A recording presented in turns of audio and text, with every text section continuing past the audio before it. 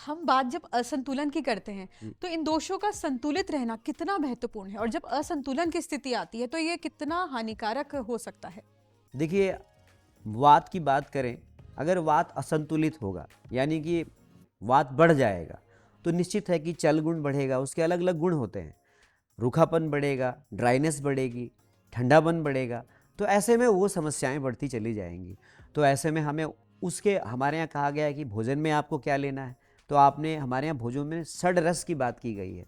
तो कहते हैं कि वात जो है ना, वो वात के अपोज़िट वाले आपको आहार करने होंगे उस समय में। तो मधुर अम्ल लवण आपको लेना चाहिए, जो कफ को बढ़ाने वाली चीज़ है, वो आपको वात को घटाएगी, तो आपको ऐसे आहार करनी चाहिए।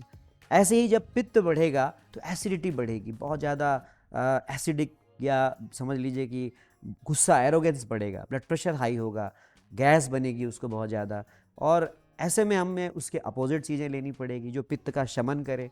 ऐसे ही जब कफ बढ़ेगी तो भारीपन बढ़ेगा, धीमापन बढ़ेगा, मतलब आदमी मीठा ज़्यादा खाएगा, मधुर अम्ल लवण ज़्यादा खाएगा, तो फिर जो वात के लिए जो बढ़ाने वाली चीज़ है वो कफ को मतलब कम करने के लिए देंगे।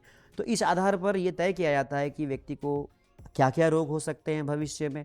वात वाले को जैसे जोड़ों की समस्याएँ हो सकती है, आर्थराइटिस हो सकता है। पित्त वालों को अगर बाद में देखें तो वो बार-बार हर चीज़ में एग्रेसिवनेस बहुत होगी तो हाइपरटेंशन हो सकता है, उसे एसिडिटी हो सकती है।